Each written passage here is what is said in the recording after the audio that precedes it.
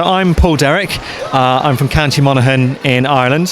What I've built here is the 1916 Easter Rising in Dublin, and this is a representation of the Irish people's rebellion against British rule, pretty much like you guys did a couple of hundred years earlier, but this is the Irish version, which happened 100 years ago. And what you can see now is the scene on the final days of the British assault on the General Post Office, which was like the centrepiece or the headquarters of the Irish Rebellion. And as you can see, it's the British closing in on the post office, which would have been towards the end of April 1916. Ultimately, it led to the rebels being ejected from the post office through a huge fire. They escaped into the surrounding streets, but the British forces rounded them up, and then, as we all know, they executed them. But within 5 years, Ireland had its own independence.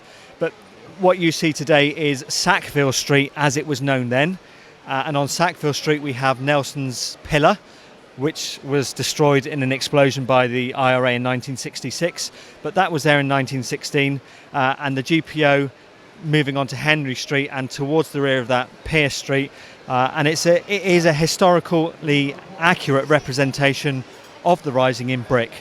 There's about 50,000 bricks in the display. It took about 200 hours to build, and I did it over a period of a year. A lot of things made that timeline quite large. Most of it was trying to source the amount of bricks that I needed, because there's a lot of different elements in there. As you can see, there's a lot of old elements from the 70s, there's a lot of new elements from today, and just to get the quantity of bricks I needed to build this took about a year.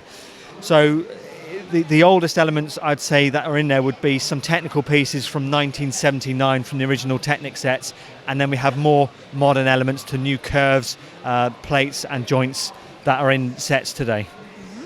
Yeah, well, this is an incredible build. So much cool detail and everything with the buildings and the soldiers and stuff. And one thing I noticed, you mentioned pieces, a lot of tiles in here. Was that hard for you to source all those tiles, especially all these gray ones? Yeah, the tiles were a huge problem, because again, in each section, so this breaks off into different sections. In each section, there's about 3,000 tiles. And as you can see, there's Harry Potter letter tiles. And what they depict is that when the English started shelling the building, thousands and thousands of letters came out the window, because of course it's a post office. So I think there's about 500 Harry Potter letters all over the place. And again, to try and source 500 of those, I think within the space of about a month on Bricklink last year, I'd bought every single Harry Potter letter tile that sellers had in quantities of over 20. Okay. Yeah, that's amazing. And then the soldiers are really neat as well. Are these some custom pieces, or how'd you put those together? No, the soldiers, there's three different types of soldiers. In the actual siege itself, there were Canadian, Australian, and British troops. So the Canadian have normal hats on, as do the Australian troops, but the British soldiers have got the Brodie helmets, which is as you would see a British soldier wearing, and that's a Brick Arms exclusive to them. All the other torsos would be Balbo Biggins from The Hobbit. And again, there was a month last year where any seller on Bricklink that had more than 10, I bought every single one. So it was quite an expensive transaction, and I think had I done it now with the pound against the euro and the dollar, it would probably cost me twice as much. Yeah, I guess you had some good timing there then. And something else I love about this build is there's a nice interior on the back of this building. So if we can go around there and maybe point out some of the parts on the back there. So as you're looking at it at the back now, this is an exact representation. Now what I did last year was went into the GPO, the General Post Office in in Dublin, and they allowed me to photograph and measure the interior. So what you can see now is exactly as it was in 1916. So you have a big atrium in the middle, which is where the rebels had their hospital as well. And on the stretcher here at the front is a very famous man called James Connolly. And James Connolly was very badly injured during the Rising, and he was famously executed, being taken from his hospital bed and tied into a chair. And it was because of actions like that really galvanised anti-British support. And again, there's now streets and statues in Dublin named after James Connolly. Again, if you look throughout the buildings, you can see mail sacks. So the mail sacks are actually from Star Wars, with the Yoda Christmas set where he sits in the back of a backpack. Right. Okay. And again, if you look at the torsos of the shot people, they're is it Square Bob Sponge Pants torsos? Oh yes. Okay. So you probably recognise some of those. And again, the uniforms, the green uniforms of the Irish Rebels would be from the Indiana Jones. And again, trying to buy those in the quantity I needed, like 100. Again, at Bricklink, I kind of like bought them all up last year. Yeah, this is such a fascinating build, and with a historical build like this, what types of reactions do you usually get from people? Because obviously this is kind of a controversial topic throughout history, and you also have the larger context of World War I going on with this during this time period. So what types of reactions have you gotten from people as you've displayed this? Okay, the first thing you have to remember is that this was built for the Irish market, so this was built for Irish displays. So when it first came out in Ireland, it had massive media interest. So it was in all the national papers, it was on Irish national television, and then the GPO, the General Post Office, which is the national post office in Ireland, contacted me and said, will you let us display this in the post office? So as you're looking at it at the back on the inside now, this entire model was put in a glass display and in the GPO for the last 3 months.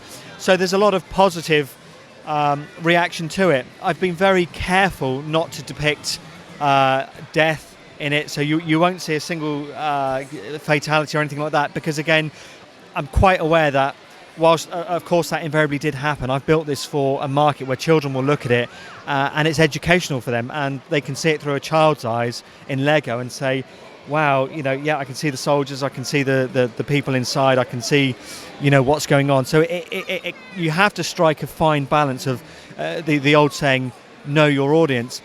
The biggest surprise people get when they talk to me is the first thing they say is, you're English.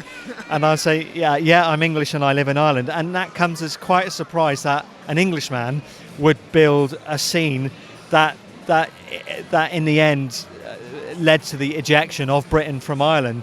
But of course, when you build with Lego and like yourself, I would be very much into history, you have to look at it objectively. So it's neither pro-British or pro-Irish, it's just a depiction of what happened 100 years ago.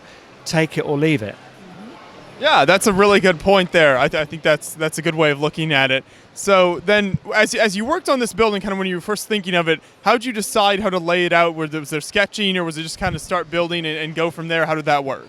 I would be a traditional builder, so I don't use CAD or plans or anything like that. I build from photographs. So previously I've built Rorke's Drift from Zulu, I've built ships for the Battle of Trafalgar, I've built fortresses out of stone from France. So I had one picture to start with of the General Post Office, which is this big building at the back that you can see that's about 1.5 meters long. So I started building it. So I started building the footprint. So in the picture there was one man walking past the window. So I worked out from the size of the man that if he was an average of 6 foot tall, I worked out that he would be say 12 minifigures high and 40 across. So that was how I used the scale. Because it was the GPO is so big, this was actually the third attempt at building it in Awana, because before I tried to build it modular, but it didn't work out because of the roof. Because the roof is one continuous run and it's over 1 meter long, I couldn't build it in sections. So I had to completely start again after the second attempt because the roof sagged to such a degree it didn't work.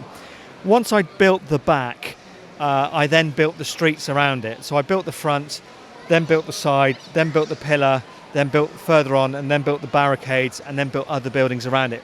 And it kind of like grew from there. If I'd had more time, I would have probably built more buildings along the street. But time was my biggest enemy on this display. Mm-hmm. Yeah, well, I think it turned out really incredible, and I appreciate you taking the time to talk with me about the build. I think it turned out really nice. Thank you. No problem at all, guys, and enjoy the rest of the show.